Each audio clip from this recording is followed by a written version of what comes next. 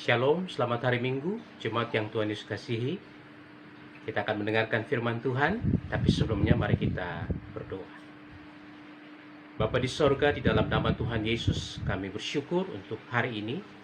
Kami akan mendengarkan firman-Mu lagi. Tuhan memberkati agar firman-Mu menjadi berkat dalam hidup kami. Roh Kudus memimpin, menyertai, menuntun kami, agar firman Tuhan ini menjadi berkat dalam hidup kami. Dan pujilah Engkau Bapa, kami siap untuk mendengarkan firman-Mu. Dalam nama Tuhan Yesus kami berdoa. Haleluya. Amin. Bapak Ibu yang dikasihi Tuhan, hari ini kita belajar dari firman Tuhan, Markus pasal 7 ayat 21 dan 22. Dengan tema menang terhadap percabulan. Ayat 21 demikian firman Tuhan. Sebab dari hati orang timbul segala pikiran jahat, percabulan, pencurian, pembunuhan, perzinahan, keserakahan, kejahatan, kelicikan, hawa nafsu, iri hati, hujat, kesombongan, kebebalan. Demikian firman Tuhan. Bapak Ibu yang dikasihi Tuhan, minggu lalu kita belajar dari ayat yang sama, tapi kita kemarin berbicara tentang kehidupan pikiran yang jahat. Hari ini kita berbicara tentang percabulan. Nah, Bapak Ibu, ini istilah yang menarik untuk menjadi perenungan bagi kita. Mengapa ini yang kedua yang Tuhan nyatakan? Bapak Ibu, kata ini punya pengertian dalam bahasa Indonesia keji dan kotor, tidak senonoh atau melanggar kesopanan atau kesusilaan. Sedangkan kata percabulan itu segala sesuatu yang berhubungan dengan perkara cabul. Dalam perjanjian baru, kata ini memakai istilah porneia, kemudian diterjemahkan dalam bahasa Inggris dengan beberapa pengertian. Ada persetubuhan di luar nikah, ada ketidaksopanan secara moral, pelanggaran seksual, atau dosa seksual. Jadi kalau kita lihat bahwa kata ini punya pengertian yang ada kaitannya dengan keinginan-keinginan daging yang ingin dipuaskan. Hai Bapak Ibu, kata ini juga bukan hanya berbicara tentang hal-hal yang berkaitan dengan hal itu. Dia pun punya cakupan yang bisa lain atau sesuatu yang lebih daripada itu. Karena Bapak Ibu, ini juga ada kaitan dengan penyembahan berhala. Itu kita bisa baca dalam Matius 15 ayat 19, termasuk apa yang Tuhan Yesus sampaikan di ayat ini, juga dalam Wahyu pasal 2 ayat 14 dan 20. Kata yang digunakan itu berbicara bukan hanya tindakan asusila, tapi Bapak Ibu, ada kata yang diterjemahkan bilik atau kamar. Apa artinya? Artinya bahwa dalam praktek penyembahan itu ada tempat-tempat yang disiapkan, di mana di dalamnya ada perempuan-perempuan yang siap melayani setiap orang yang datang ke kuil itu. Jadi ada praktek perzinahan yang terjadi. Jadi mereka tidak hanya mengadakan penyembahan kepada berhala, tapi juga melakukan praktek perzinahan atau percabulan di tempat itu. Ini yang Bapak Ibu mau disampaikan. Sehingga percabulan ini menjadi sebuah dosa, menjadi sebuah hal yang disampaikan oleh Yesus. Karena Bapak Ibu, ini bukan hanya menajiskan diri orang itu, tapi juga menajiskan hatinya kepada Tuhan. Sehingga Bapak Ibu, ini penting sekali untuk menjadi perenungan bagi kita. Mengapa percabulan itu menjadi sesuatu yang disampaikan oleh Yesus dalam ayat ini? Pertama, karena mencemarkan pikiran orang itu. Roma 1 ayat 28 katakan, maka Allah menyerahkan mereka kepada pikiran-pikiran mereka yang terkutuk, sehingga mereka melakukan apa yang tidak pantas. Artinya Bapak Ibu, kalau mereka tidak mau bertobat, maka Tuhan menyerahkan pada keinginan mereka. Dan mereka akan terus hidup dengan cara demikian. Pikiran mereka tertutup. Dan mereka akan terus melihat itu sebagai suatu hal yang tidak punya masalah dengan kehidupan mereka. Mereka tidak tahu bahwa mereka sedang melakukan sesuatu yang tidak menyenangkan hati Tuhan. Yang kedua, mencemarkan dirinya sendiri. 1 Korintus 6 ayat 18. Tapi orang yang melakukan percabulan berdosa terhadap dirinya sendiri. Jadi Bapak Ibu, dia telah melakukan dosa untuk dirinya sendiri. Padahal hidupnya adalah anugerah Tuhan yang dibeli dengan darah yang mahal. Tuhan telah mengubah hidupnya untuk menjadi orang manusia baru. Tapi dia mencemarkan dirinya sendiri dengan keinginan-keinginannya. Dan yang ketiga, mencemarkan hatinya terhadap Tuhan. Kita bisa baca dalam Wahyu pasal 2 ayat 14 dan ayat yang ke-20 itu, di mana mereka disesatkan. Mereka tidak hanya menyerahkan hati mereka kepada berhala, tapi mereka juga menyerahkan tubuh mereka untuk dikuasai oleh keinginan daging. Mereka tidak mau mengasihi Tuhan dengan sepenuh hati. Hati mereka tidak diberikan kepada Tuhan. Kalau dalam Ibrani 12 ayat 6 ini tentang nafsu rendah, artinya mereka bisa menjual apa saja hati mereka, iman mereka kepada Tuhan, kepada sesuatu yang mereka senangi, siap atau rela meninggalkan Tuhan. Bapak Ibu, ini merupakan hal yang penting. Mengapa Tuhan sampaikan hal ini? Yang keluar dari hati itu yang menajiskan.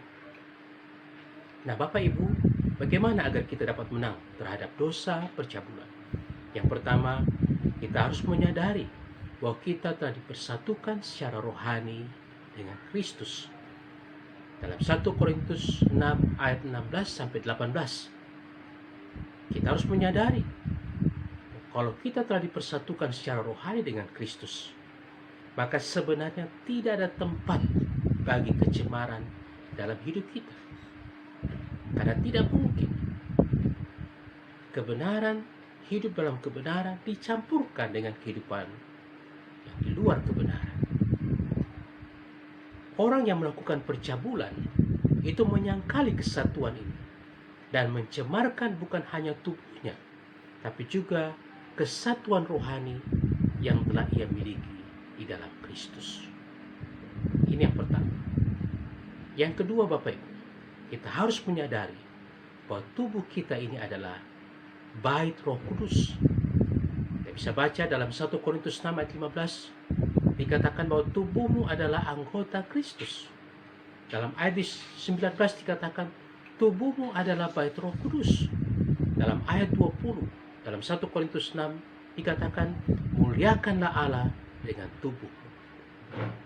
Jadi, seseorang yang telah dipersatukan secara rohani dengan Kristus, maka hidupnya bukan miliknya sendiri lagi, tetapi Kristus jadi milik. Diam di dalam hidup orang itu.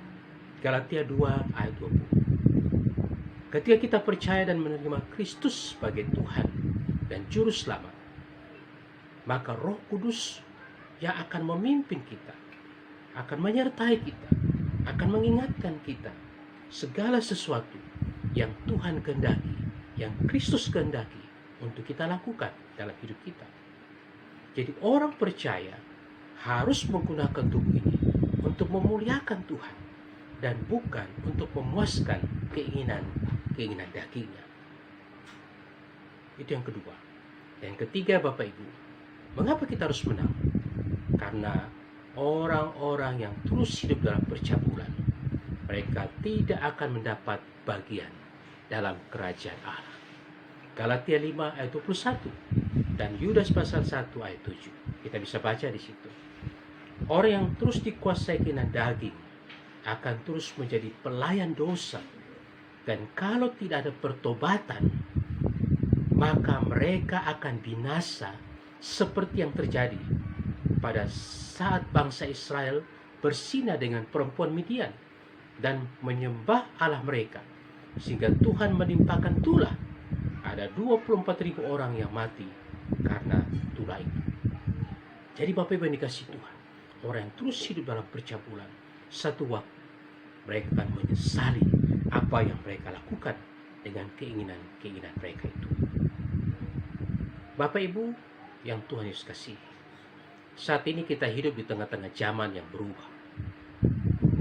Dunia yang begitu luas sekarang menjadi sempit oleh karena perkembangan zaman teknologi yang begitu maju.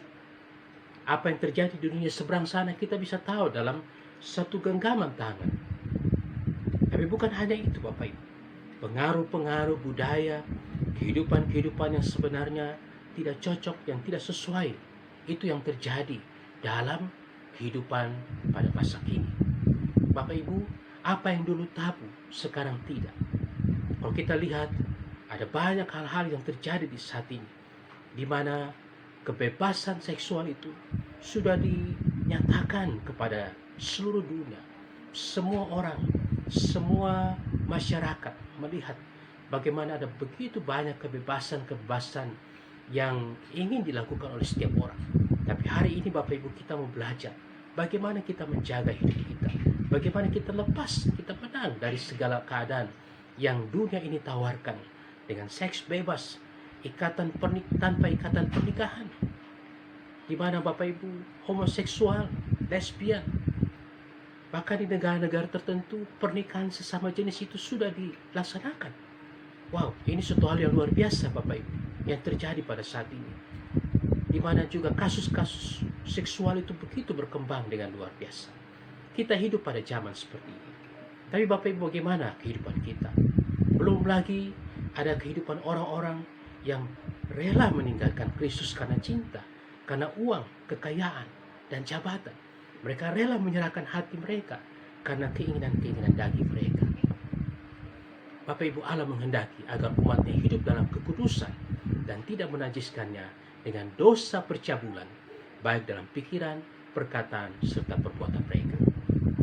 Dalam Roma pasal 12 ayat 2 katakan, persembahkanlah tubuhmu sebagai persembahan yang kudus, yang hidup dan berkenan kepada Allah. Itu ibadah yang sejati. Jadi Bapak Ibu, kita diminta untuk mempersembahkan tubuh kita. Untuk apa? Untuk menjadi alat kemuliaan di tangan Tuhan. Ingat, Tuhan memberikan kita kebebasan untuk melakukan apa yang kita inginkan. Tapi kalau kita salah menggunakan, maka ingat firman Tuhan katakan, saudara tidak akan mendapat kesebagian dalam kerajaan Allah. Jadi kita harus menang. Kita tidak boleh kalah oleh dosa percabulan. Karena dengan menjaga kekudusan, hal itu merupakan suatu tindakan untuk mempermuliakan Allah kita dalam hidup ini. Terpujilah Tuhan. Firman-Nya, amin. Tuhan Yesus memberkati kita semua. Mari kita berdoa. Bapa, terima kasih untuk firman-Mu. Biarlah firman-Mu mengingatkan kami akan dosa percabulan yang terjadi di sekitar kami, supaya sekalipun kami hidup di tengah-tengah dunia yang jahat, kami tetap mempertahankan kehidupan yang benar di hadapan Tuhan. Kami terus memperjuangkan kekudusan hidup, tidak bermain-main dengan dosa percabulan, tapi kami mau menjaganya sesuai dengan kehendak Tuhan. Terima kasih Bapa, Engkau berkati kami semua, baik kehidupan kami sebagai jemaat-Mu. Tuhan menolong kami, agar apapun yang terjadi dalam hidup kami, Engkau Tuhan tetap satu-satunya andalan dalam hidup ini. Engkau berkati seluruh kehidupan kami, perjuangan kami untuk tetap setia. Biarlah itu akan terus menjadi bagian bagi kami di sepanjang umur hidup kami. Pelihara kami semua Tuhan, supaya kami tetap setia mengasihi Tuhan. Juga untuk semua keluarga kami dimanapun mereka berada, kasih sayang Tuhan juga menyertai dan memberkati kehidupan mereka. Hamba-hamba Tuhan yang melayani Tuhan juga berkati pimpinan kami di sinode dalam tugas dan tanggung jawab mereka. Tuhan juga memberkati dan memberikan kekuatan dan kemampuan untuk melakukan tugas dan tanggung jawab mereka dengan baik. Kami berdoa untuk bangsa dan negara kami di tengah-tengah keterpurukan oleh karena pandemi ini Tuhan.